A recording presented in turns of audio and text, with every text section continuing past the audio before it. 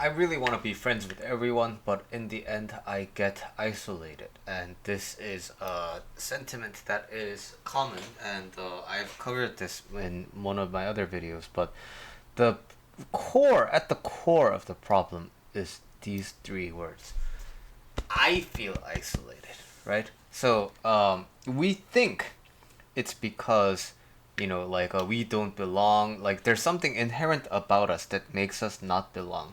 We think that we have these inherent tendencies, and we have these inherent qualities of not being interesting, and we have these inherent qualities of being a boring person, so we're not fun, right?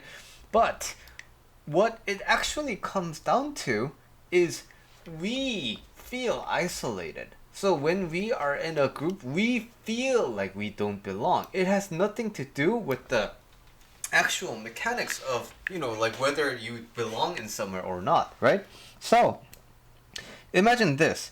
You have 10 people who are friends, right? They're like a, common high school kind of a group of friends. They get together every, at the end of every period. But suppose one kid feels aloof, but the rest of the nine, like they already consider him friends. But so if one person, right, starts thinking, oh, I don't feel like I'm a part of this group anymore, then the dynamic just changes just by that one person thinking, I'm not a part of this group anymore. I feel awkward around it, right? So it's like less about what the rest of the other people think. It's more about what you think about your role in the group.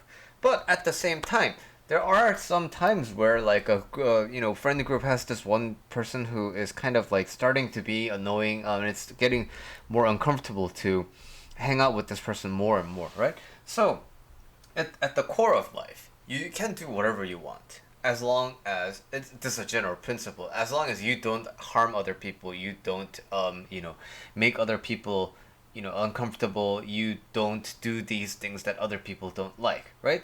Okay, so what other people like or don't like, outside of your control. You're there, and you feel like you belong there. And suppose they tell you, hey, we don't feel comfortable with you here. Good, okay. Now, nobody needs to like you, but at the same time, nobody needs to hate you. You don't need to love everybody, but at the same time, you don't need to hate everybody. So, what's the best use of your time? Okay, so, there's other people I can be friends with. So, if you feel uncomfortable with me, I will do you a service and I will go, right? So, again, I feel like whenever I say this, it feels so cut and dry, right? It doesn't feel like, well, in real life, it's not that easy, right? And I completely understand. But a lot can change in social relationships when you decide to be a boring friend, right? There's a very big difference between I can't make friends because I'm so boring. There's a very big difference between that and I am a boring friend. Right? We all have friends who are kind of like don't do anything, and we all have one of those friends who don't really have that many life updates. They're just always kind of chilling there. They're perfectly fine friends. They just have the quality of not being that talkative and not being all that outgoing. That's totally fine. There's a very big difference between I am not interesting enough to be a friend versus I am an uninteresting friend. Again, that's a completely fine friend to have, right?